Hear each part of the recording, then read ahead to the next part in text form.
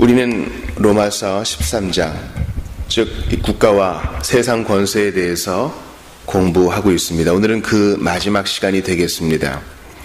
하나님께서는 국가를 세우셔서 우리를 무정부주의에서 건지십니다. 질서를 좋아하시는 하나님께서는요, 국가를 통해 균형과 질서를 추구하게 하시고 또 마련해 놓으셔서 신자가 경건한 중에 주님을 더 잘 섬기게 하셨습니다. 335 신자들이 모여서 나라의 욕을 할 때가 많아요. 건설적인 비판이 아니라 신세 한탄에서 시작해서 이제 근거 없는 비판까지 갈 때가 많습니다. 시간이 흐르고 또 여러 사람들의 검증을 통해서 옳고 그름이 판별돼야 하는 문제도 그렇습니다. 너무 쉽게 자기의 주장이 드러나고요, 그것이 신자의 교제의 대부분을 차지해서는 안 되겠어요. 기본적인 마음은 그들은 하나님이 세우신 대리자다, 하나님의 사역자가 돼서 권세를 받은 자들이다, 그가 하나님을 믿고 예수 그리스도를 영접한 자이든 아니든 간에 주님은 고레스를 사용하시고 느부갓네살을 사용하신 것처럼 그들을 사용하시어 국가를 이루게 하시고 또 국가를 위해 봉사하게 하셔서 신자에게 공헌하게 하신다. 이것을 기억해야 합니다. 그래서 주께서는 교회에게는 열쇠의 권세를 주셨고 국가에게는 칼의 권세를 주셨습니다. 그러므로 하나님께서 그 칼의 권세를 위임한 자에게 순종해야 한다, 이렇게 말씀하십니다. 물론 우리가 시민 불복종에 대한 것도 나누었어요. 만약에 국가가 이 권위를 제대로 쓰지 못할 때에는 이 민주주의 국가에서는 국민들이 적법한 방법으로 거기에 항거할 수 있어요. 한 걸음 더 나아가 그리스도인은 그렇게 칼의 권세를 가진 국가가 배도를 조장하고 믿음에 있어서, 특별히 성경의 진리와 참된 교리에 있어서 어긋나게 국민을 몰아간다면 신자는 거기에 대해서 마땅히 항거해야 한다는 겁니다. 가이사의 것은 가이사에게 주어야 합니다. 그러나 하나님의 것은 하나님께 바쳐야 합니다. 우리는 국가제일주의라는 신앙이 아니라 오직 여호와 하나님, 삼위 하나님만 섬기는 자들입니다. 참된 성도는 건강한 시민이어야 해요. 그러나 건강한 시민이 다 참된 성도는 아닙니다. 그러므로 우리는 하나님 우선주의로 우리의 신앙을 유지하되 국가가 우리의 신앙생활에 있어서 어긋난 것을 요구하지 않는 한 하나님께서 세우신 대리자임을 믿고 인정하면서 그들에게 복종해야 되는 겁니다. 법을 지켜야 하는 것이지요. 오늘 본문의 6, 7절은 이 조세, 즉 세금에 대해서 얘기해요. 너희가 세금 바치는 거 바로 이로 말미암습니다. 국가는 선한 일을 행한 사람은 만들 수는 없지. 그러나 악한 일을 하는 사람에게는 벌할 수 있는 권리가 있다, 권세가 있다. 그들에게 이러한 힘이 있으니 마땅히 조세를 바쳐야 한다. 안 그러면 너도 시민의 한 사람으로서 처벌을 받을 거다. 세금을 잘 내라. 여러분, 어느 나라나 세금은 큰 문제입니다. 왠지 내 소득이 뜯겨나가는 것만 같고 왠지 좀 공연한 지출이 있는 것 같고 어느 나라나 그렇습니다. 그러나 건강한 세금을 내는 것은요, 신앙의 표현이에요. 정직하게 세금을 내는 것은요, 믿음의 표현입니다. 여러분, 속이시면 안 돼요. 세무서에 돈을 주고 여러 가지 적법하지 않은 수단으로 탈세해서는 안 됩니다. 요즘은 그런 일 많이 없어요. 그러나 또 법을 이용해서 거짓말을 함으로, 위법은 아닌데 적법을 이용하기 위해서 거짓말을 함으로 세금을 내는 데 있어서 이익을 추구하는 경우가 있어요. 상당히 미미한 경우죠. 그러나 우리 모두가 다 알고 있어요. 신자는 세금을 낼 때에도 신자입니다. 그러므로 바보 같아 보여도 우리는 바른 길을 가야 해요. 그게 바로 세상 속에서 우리가 그리스도인 됨을 증거하는 한 방법입니다. 그러므로 단지 이거 세금 안 내면 더 돈을 내야 되고 처벌을 받을 수 있으니 내버리자, 이게 아니라 하나님께서 세우신 국가 통치자들이 적법한 범위 안에서 그 힘을 잘 쓸 수 있도록 하나님께 대한 순종의 의미로 우리는 세금을 냅니다. 너희가 조세를 바치는 것도 이로 말미암음이라. 그들이 하나님의 일꾼이 되어 바로 이 일에 항상 힘쓰느니라. 통치자들을 하나님의 일꾼이라 해요. 모든 자에게 줄 것을 주되 조세를 받을 자에게 조세를 바치고 관세 받을 자에게 관세를 바치고 두려워할 자를 두려워하며 존경할 자를 존경하라. 이것은 단지 세금을 이렇게 매기는 국가 관리 통치자들만 해당되는 것이 아닙니다. 지금 바울이 점점 논의를 확대해가는 거 아시겠어요? 조세에 해당되는 것뿐만 아니라 두려워할 자, 칼의 권세를 지닌 자죠. 그러나 존경할 자까지 나아갑니다. 이것은 우리의 부모에게 순종하는 것도 마찬가지예요. 어릴 때 부모가 아이보다 힘이 센 건 당연하죠. 그렇기 때문에 순종하는 게 아닙니다. 마땅히 존경해야 될 분이기 때문에, 존경받아야 마땅한 분이기 때문에 존경하는 겁니다. 우리 모세오경에도 보면은 노인들을 존경하라 그랬죠. 그들은 삶에 대한 실패와 성공 그리고 해안을 가지고 있어요. 주 안에서 늙은 사람은 더욱 그렇습니다. 존경할 자를 존경하는 것이 그리스도인의 의무예요. 교회 지도자 마찬가지죠. 잘 다스리는 자, 잘 가르치는 자 배나 존경해야 합니다. 이것은 결국 권위에 대한 문제이기 때문에 가장 큰 존경을 받으실 하나님께 돌려줘야 돼요. 그러므로 가장 큰 존경을 받으신 하나님께서 너희가 나를 예배하느냐, 나를 찬양하느냐, 내가 나만큼은 아니더라도 너희의 안녕과 복지를 위해 통치자를, 대리자를 세웠다. 그에게도 합당한 존경을 보여라 하면서 바른 납세를 요구하셔요. 그러면 여러분, 회개할 분은 회개합시다. 우리가 세금에 있어서 정말 양심의 거리낌이 있다면 주님 앞에 회개하고 올바른 납세의 생활로 돌아가야 합니다. 또 납세에 있어서 정말 딴 생각하지 않도록 주께서 우리의 일터에 복 주시고 청결한 양심을 먼저 주시기를 간절히 기도해야 하는 것입니다. 예수님께서는 세금을 내셨습니다. 나는 하나님의 아들이니 상관없다 하지 않으시고 세금을 요구하는 자에게 세금을 주셨습니다. 그런데 제가 오늘 이 아침에 여러분과 나누고 싶은 것은 이 세금에 대한 문제가 아니에요. 세금을 잘 내자 무슨 교양 강좌가 아니지 않습니까? 물론 우리는 이 세금을 통해서 마땅히 존경받으실 하나님을 섬기는 거긴 하지만 5절 바로 양심에 대한 것을 나누고자 하는 겁니다. 그러므로 복종하지 아니할 수 없으니 진노 때문에 할 것이 아니라 양심을 따라 할 것이라. 국가 권력은요, 악을 행하는 자는 징벌하고요, 선을 행하는 자는 칭찬한다고 합니다.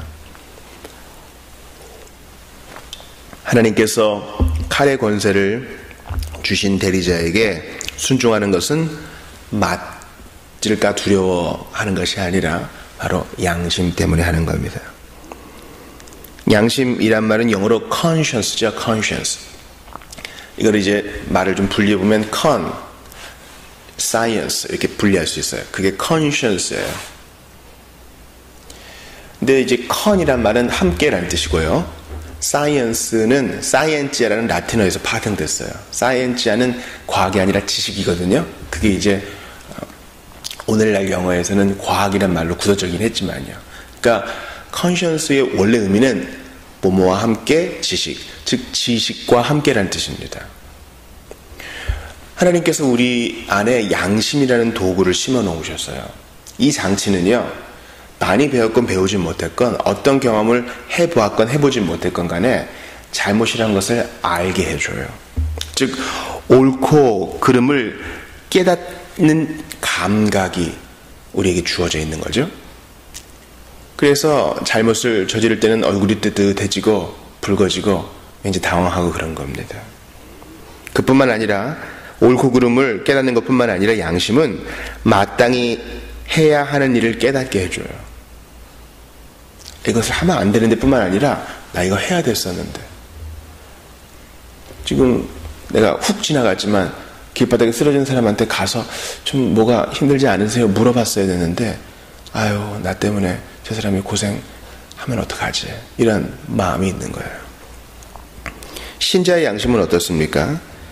저것은 죄야, 저것은 하면 안 돼 라는 것을 인정할 뿐만 아니라 마땅히 해야 되는 거. 그래, 국가가 뭐 나에게 뭘 해줬어 이렇게 불평하는 사람도 있지만 나는 마땅히 적법한 범위 안에서 의무에 순종함으로 하나님을 섬기는 거야. 그래서 마지못함으로 아내가 즐겁게 국가의 권위에 복종하는 겁니다. 하나님을 섬기듯. 이 양심의 문제가 얼마나 중요한지 고린도후서에서 바울이 양심의 문제를 여러 번 얘기합니다. 먼저 고린도후서 1장 12절에 보면은 우리가 세상에서 특별히 너희에 대하여 하나님의 거룩함과 진실함으로 행하되 육체의 지혜로 하지 아니하고 하나님의 은혜로 행함은 우리 양심이 증언하는 바니 이것이 우리의 자랑이라 이렇게 얘기합니다. 양심대로 우리가 섬겼다. 특별히 너희에 대하여 목양하고 사역하고 섬길 때 있어서 정말 진실하게 한 것은 하나님이 아시고 내 양심이 안다. 신자에게 있어서의 양심은 대단히 중요한 문제입니다. 고린도후서 4장 2절에서도 똑같이 양심 문제를 얘기하죠. 이에 숨은 부끄러움의 일을 버리고 속임으로 행하지 아니하며 하나님의 말씀을 혼잡하게 하지 아니하고 오직 진리를 나타내므로 하나님 앞에서 각 사람의 양심에 대하여 스스로 추천하노라. 이것은 바울이 얘기하기를 내 양심이 증언하는 것뿐만 아니라 나를 겪어보았던 각 사람의 양심이 하나님 앞에서 다 인정하는 바다. 무엇이요? 내가 속임으로 하지 않고 진실로 너희를 섬겼다는 사실. 그러니까 지금 바울은 자기 양심에도 호소하고 신자들 각 사람의 양심에도 호소해요.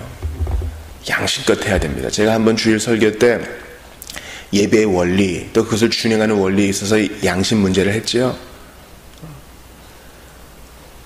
주일을 다른 곳에서 보내야만 될 때에 분명한 가이드라인이 있어요. 가까운 교회에 가십시오.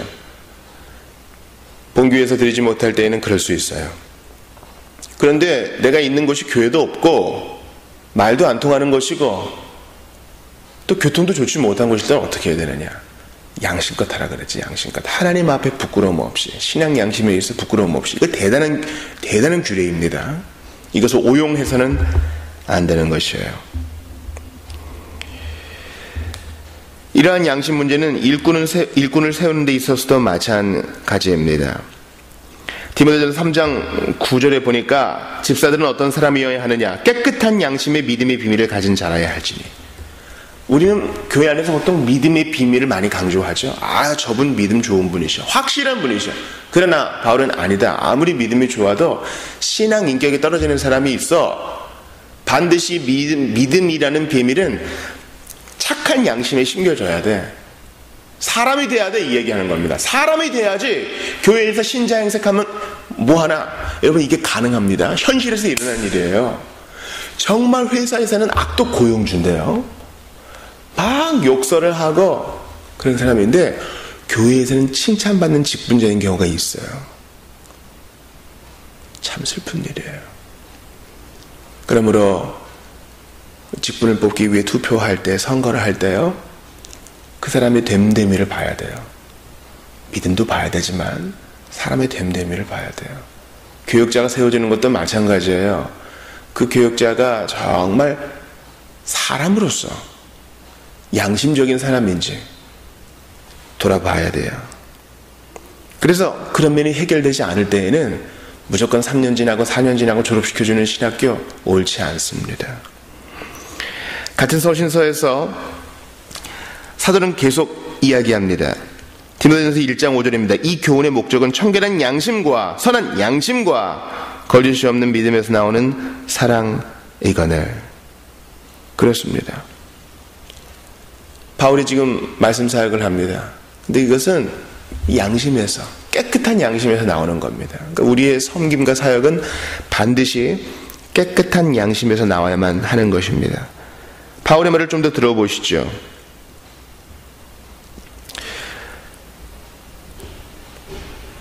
사람들이 이에서 벗어나 헛된 말에 빠져. 그렇습니다. 깨끗한 양심을 벗어나면 헛된 교훈에 허우적거린다는 것입니다.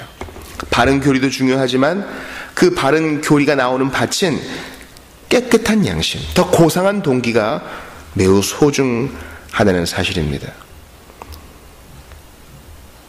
사랑하는 여러분, 어떻습니까? 우리는 깨끗한 양심을 가진 자인가요? 잠자기 전 우리 심장이 우리에게 뭐라고 하나요? 거기에 대해 부끄러움이 없습니까? 우리는 돌이켜야 합니다. 돌이켜야 합니다. 매일매일 깨끗한 양심을 위해서 몸부림쳐야 합니다. 더 고상한 동기를 위해서 애써야 하는 것입니다. 이럴 때에 전 세계가 직면하고 있는 도덕적 문제 있죠? 낙태에 대한 문제. 우리 양심껏 증언할 수 있어요. 양심껏 반대할 수 있습니다. 그래야만 합니다. 또 음란물에 대한 문제. 음란물은요, 자기 자신만 망가지는 게 아니라 공동체 전체를 병들게 합니다. 거기에 대해서도 양심껏 발언하고 저지할 수 있어야 돼요. 시민운동도 지지할 수 있어야 합니다. 우리나라는 그렇지 않은데 총기류에 대한 것들. 여러분, 미국이 왜 총기류에 대해서 이 법으로 구속하지 못해요? 막대한 돈으로 총기 사업자들이 로비하기 때문 아닙니까? 개인적 이익이 양심을 마비시킨 것이죠. 대한민국에서도 정말 다뤄야 될 법안들이 많이 있어요. 양심껏 돼야 됩니다. 교회 안에서도 마찬가지입니다. 이번 대통령 선거에 정말 많은 사람들이 관심을 가졌습니다. 교회 안에 직분제 세울 때도 그래야 돼요. 마땅히 금식하고 기도하고 사람 됨됨이를 알아보기 위해 애쓰고, 이러한 신앙 양심, 깨끗한 양심이 우리 안에 살아날 수 있기를, 다시 한번 일어날 수 있기를 바라는 것입니다. 여러분, 그러나 양심 자체를 너무 우상시해서는 안 됩니다. 양심은 해시계와 같은 거예요. 지금 몇 시다 알려주죠. 해시계는. 양심은 이것은 죄다, 이것은 옳은 일이다, 너 그것을 해야 된다 알려줍니다. 그러나 해시계는 반드시 태양이 있어야 유용합니다. 양심은 하나님의 말씀으로 비침을 받아야 제대로 판별할 수 있는 것이에요. 그러므로 오늘 본문의 권면에 따라서 존경할 자를 존경하십시오. 그러나 무서워서가 아니라 양심껏 하십시오.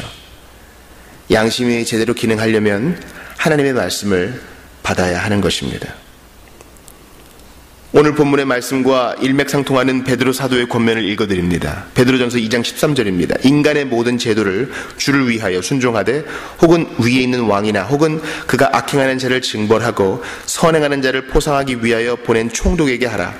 그 선행으로 어리석은 사람들의 무식한 말을 막으시는 것이라. 너희는 자유가 있으나 그 자유로 악을 가리는 데 쓰지 말고 오직 하나님의 종과 같이 하라. 무사람을 공경하며 형제를 사랑하며 하나님을 두려워하며 왕을 존대하라. 베드로도 같은 얘기를 하죠. 그러나 하나님의 종으로서 하나님 백성답게 하는 것입니다. 말씀으로 권면받고 교훈받고 빛을 비춤 받은 대로 양심껏 하는 것입니다. 사랑하는 여러분, 우리의 양심을 지도해 줄 하나님 말씀으로 오늘도 살아가시기를 바랍니다. 그래서 말씀으로 정화된 이 양심을 가지고 충직한 시민으로 사시되 하나님을 제일로 섬기시고 정말 하나님 앞에 부끄러움 없도록 살 수 있게 해달라고 간절히 기도하시고 노력하시는 우리 주의 백성들 다 되시기를 바랍니다. 우리 기도합시다. 하나님 아버지, 납세의 의무를 배웠습니다. 이 문제에 있어 부끄러움 없도록 주의 백성들을 지도하여 주시옵소서. 양심의 문제를 가르쳐 주셔서 감사합니다. 밤마다 우리 심장이 교훈하는데 성령께서 또한 우리의 마음에 찔림도 주시고 우리의 마음에 가책도 주시는데 하나님 아버지, 양심을 통해 말씀하실 때마다 순종하게 하옵소서. 정말 깨끗한 양심, 청결한 양심, 후회 없는 양심으로 주님을 섬기게 하옵소서. 해시계는 해가 있어야 작동하듯 우리의 양심은 하나님의 말씀이라는 빛이 필요합니다. 오 하나님, 그저 세금 잘 내고 법 잘 지키는 시민이 아니라 하나님의 백성답게 말씀으로 조명받은 대로 실천할 수 있도록 오늘도 저희를 붙들어 주소서.